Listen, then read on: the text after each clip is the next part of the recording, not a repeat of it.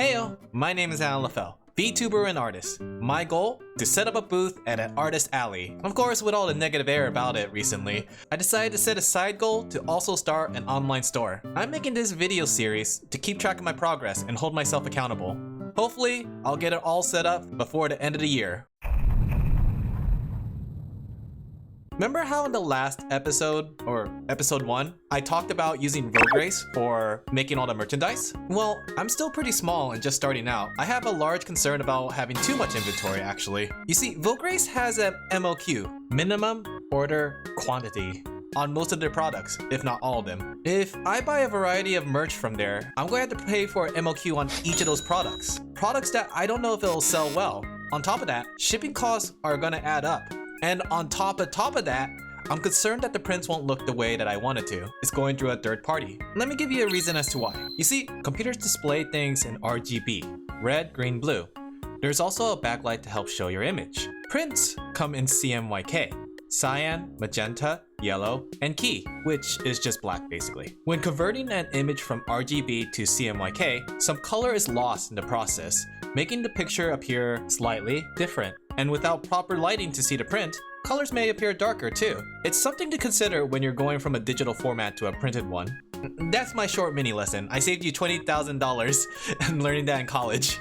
But to put it simply, oftentimes people send their art in RGB, and when it comes out printed, they'll notice the colors are a little off. I heard Vograce do proofing, but I don't know if they do proofing for everything, especially prints. I'll have to see about that. But that's what leads me to my next idea. Not to mince words, but I decided to take printing into my own hands. My plan is to do half the printing. Printing myself means I have better control of inventory, but I can't necessarily make everything, like keychains and enamels. Those are a little bit harder and require specialized printing. I can do small things though, such as prints and stickers with a home printer. I bought myself a pretty cheap inkjet back then. I decided to do a bunch of test printing. I tested out making cards, and I also tested out making some test prints. And here's some things I learned. Hopefully this will help you as much as it did me. Regular letter size paper is good for A5 and A6 prints. I can get 2 A6 size prints on one paper, and I can only print one A5 size print on one paper. Whoa, that's a mouthful. I can also do an A4 size print as long as I have legal size paper. So using the same method as before with crop marks and bleeds, I can trim that down to an A4 size. Now, in terms of card printing, I think the hardest thing to do was to line up the front and the back. I made so many dummy prints just to make sure that things would line up, but they never would. There's always a small margin of error, and that small margin of error is very noticeable when I trim them. I heard it's because it's to prevent counterfeiting or something like that, which is a darn shame because using the simple cardstock or simple matte paper, I can combine that with lamination to get the perfect card feel. So my alternative method to doing it is a folding trick I learned from Print and Play. The idea is to print the front and the back design on the same page. That way when you fold it, it lines up properly. This helps with the consistency of matching up card fronts and backs. That way my cards will look really nice. But the problem is the card feels off. Due to the fact that you fold the paper in half, then laminate it, it creates this thicker card. I want to say almost like the consistency of a credit card. I'm still trying to figure out ways to improve the craft. There's some things I could try out. Stickers on the other hand, I haven't really experimented with much. But I learned about an idea about using lamination to help reinforce the paper and give it a nice glossy look. Along with that, I found out about holographic lamination. It gives it like little stars or snowflakes.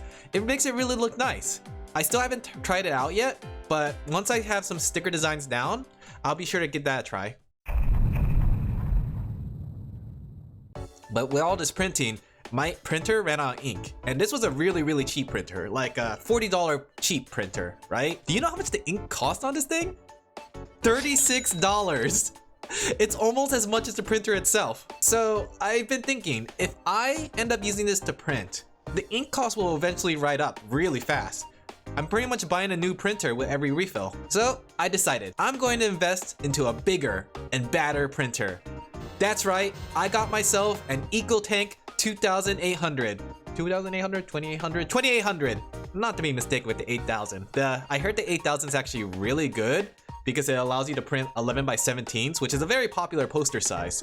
but sadly the printer is a little bit out of my reach. Maybe if this does well, I could start investing into that, but for now, I'm still getting my feet wet. The EcoTank 2800 has really good ink consumption from what I heard, and the print quality is much better compared to a regular printer due to the fact that it has individual ink colors of CMYK rather than just having it all in one cartridge like these cheaper ones. I managed to set it all up and do some small test prints, and so far I'm pretty satisfied, but only time will tell how this is gonna go. With all the print stuff going well, I actually had a very interesting idea. Hear me out, right? What if I set up a small merch print shop for VTubers? I know there's a lot of VTubers that would like merch for themselves, right? So what if I managed to set a affordable way to have a print on demand? I was thinking like maybe a print on demand service where I'll print stickers and prints and then ship them out as well. And if they really wanted to, I could also make the art for them, or they could provide it themselves. I'm still thinking about the logistics and how this is gonna work, but I think it'll be an interesting option for VTubers if I do get this thing set up. So if you're a VTuber and you're interested, let me know in the comments.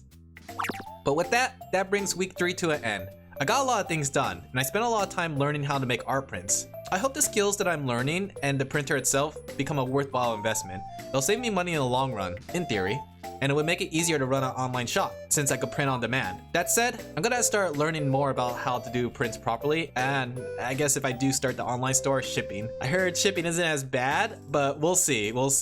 But yeah, I hope you enjoyed the video. I hope maybe you learned something about this too, right? Like when I got into the printing, it looked very intimidating and scary, but it's actually not as bad. I would say that if you are also looking to make prints and stickers, give it a try. It's actually surprisingly easy. If you liked the video, be sure to like, comment, and subscribe because I am a VTuber and I am doing VTuber things. But yeah, thank you guys for coming. I hope you guys enjoyed. Take care of yourself, all right? Bye.